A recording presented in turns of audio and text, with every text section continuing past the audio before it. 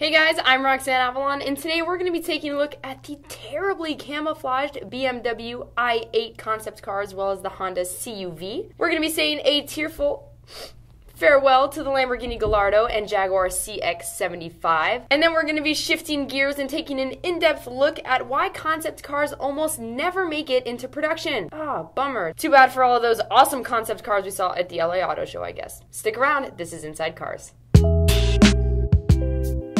I spy, with my little eye, something sleek, speedy, and covered in terrible camouflage paint. But yes, it is the BMW i8 concept car that was caught on another test drive by several news outlets this week. The good news, the concept car is actually looking more and more like the actual i8 that we saw debuted at the Frankfurt Motor Show, and it was also featured in the movie Mission Impossible Ghost Protocol. Dun, dun, dun, dun, dun. Now we're going to be talking a little bit later about why concept cars never make it into production as is. In fact, the chances of them doing so are actually about as low as Tom Cruise avoiding another loveless marriage. But the good news is we are still seeing the same side skirts that we saw on the concept i8, as well as a standard BMW Hofmeister kink at the rear side window. Also be on the lookout for brand new door handles which have been moved to the edge of the rear quarter panel, some sexy raised taillights, and some pretty prominent kidney grills. Now we all know that Italy is excellent at producing certain things like coffee, corrupt politicians, and of course, cars. But sadly enough, Lamborghini just announced that their latest batch of Gallardos will be its last. No. Ending an 8-year run on this beautiful car. Don't tear up too much as we all say goodbye to this amazingly 500 horsepowered all-wheel drive V10 engine that is basically a legend. But I mean, if you guys want to get all emotional about it, I guess you could watch one of those farewell commercials that Lamborghini is airing right now. But my friends, don't be sad, get glad! Because with every death, there is a birth, and we have more shadowy, murky images of the Honda crossover car that's going to be debuting at the Detroit Auto Show in January. Now, of course, we can't really tell anything about this car from the media that Honda's giving us, but they're being pretty sneaky this time, so that's all we're gonna have until the car comes out next year. And now for another concept car that will never make it out of the gate. That's right, the Jaguar hybrid CX-75 supercar has been canned due to its expensive price and lack of demand. In memoriam, this Jag actually premiered at the 2010 Paris Auto Show and basically had two turbine diesel engines that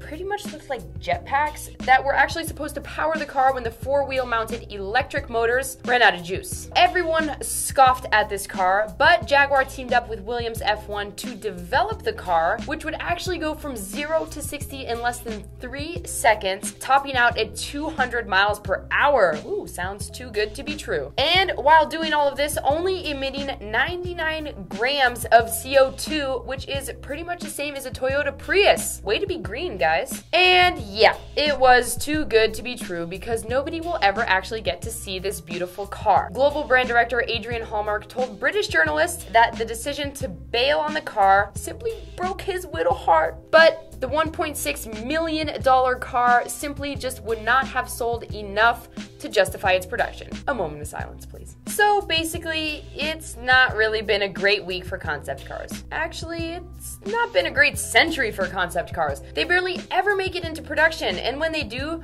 they're like watered down versions of the original. It's like saying you're gonna come out with a Batmobile, and it actually turns out looking like a Honda Civic. But why is this, my friends? Let's shift gears and take a look. We turn again to the wizards of science, how stuff works, to figure out why these awesome cars never make it to the streets. Now, first of all, what people don't realize when they're being blinded by turbine diesel engines on a tiny little supercar, Jaguar, is that concept cars aren't exactly made to be reasonable or even feasible. They're just supposed to test out ideas and generate a media buzz, get people excited, which is why if they do come out, they have over a $1 million price tag most of the time because they're ridiculous. But let's face it, these concept cars have been ridiculous for a while. Take the 1958 Ford Nucleon, which was actually supposed to be powered by, drumroll, an atomic reactor that would supposedly get 5,000 miles out of each charge of uranium. Okay, first of all, who just has uranium lying around to charge their car? And second of all, it really sounds like just one distracted driver away from an atomic bomb. Now, even though all this scientificness sounds like it would work, yeah, it didn't.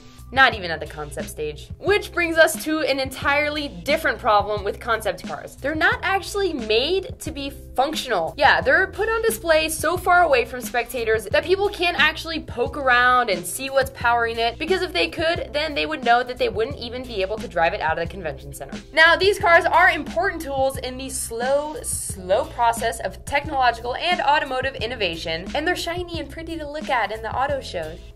But I guess what I'm trying to say is don't hold your breath while you wait for these cars to come out, because you will turn purple and pass out. These cars are never seeing pavement. So let me know what you guys think. Which is the concept car that you wish would have made it out of production, but instead just failed miserably? Yeah, let us know. Comment below or send us a video response and we'll be sure to check it out. And of course, our distracted driver of the day. I mean, what does this person think they're doing? Seriously, how unsafe can you be behind the wheel? Someone should make a citizen's arrest here. Well, that sums it up for today's episode. Thank you guys so much for joining us once again. Be sure to like our video, subscribe to our channel, and leave us some nice little comments. You can also send us some tweets at Inside Cars. Follow me on Twitter at Roxanne Avalon, and we'll see you next time.